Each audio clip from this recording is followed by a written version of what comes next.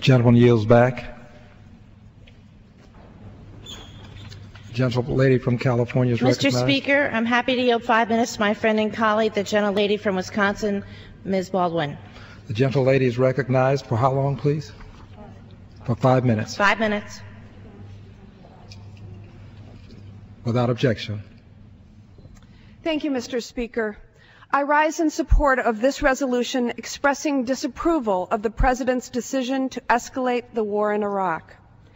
During the past 4 years, I have embraced, stood by, and prayed with Wisconsin families as they said their last goodbyes to their brave sons and daughters and husbands and wives.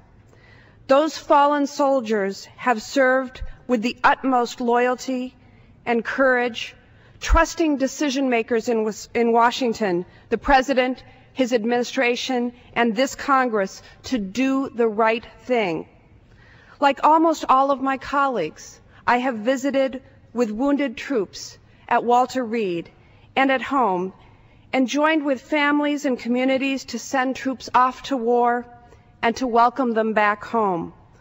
All of them, the dead, the wounded, the deployed, the returned, and their families deserve political leaders who will make decisions worthy of their enormous sacrifice.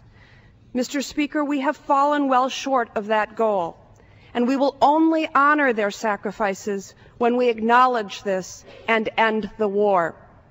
I want to review just some of the things that we now know. We all know that this is a war of choice, not a war of necessity. We all know that Iraq posed no imminent danger to America that would justify what this administration called a preemptive war. We all know that Iraq had nothing to do with the tragic September 11th attacks that our nation suffered.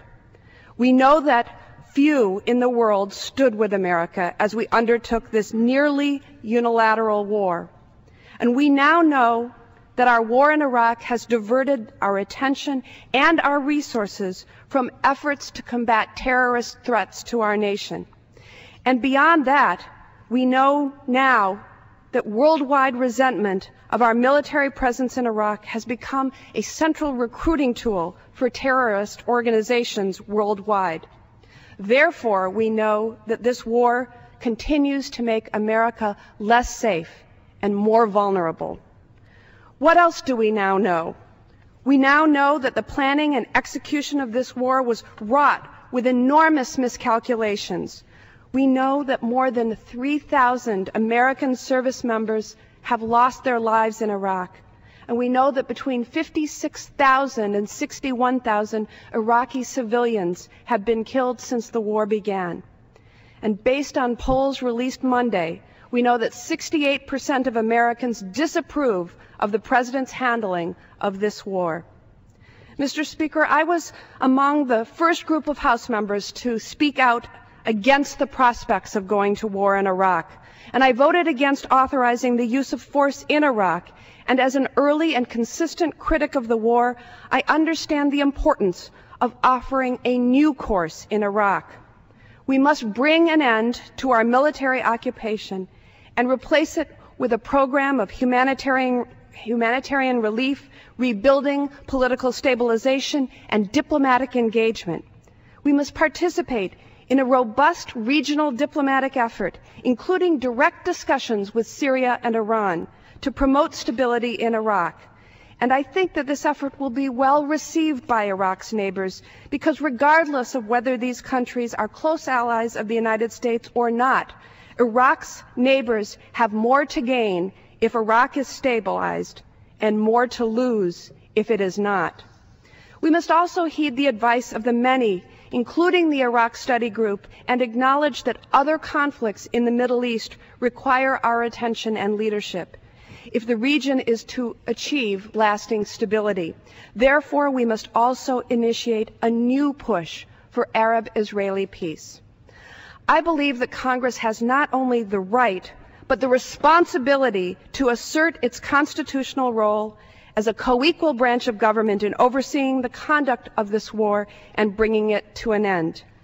In doing so, I believe all options, including using the power of the purse, should be on the table. The United States is the lone superpower in the world today, and along with that awesome power comes responsibility to humankind. America's reason for maintaining its superpower status must be to export the best of our democratic system of governance and the hope of the American dream to the rest of the world. But these cherished ideals cannot be exported through force. We must teach and lead by example. Thank you, Mr. Speaker, and I yield back the balance of my time. The lady's time has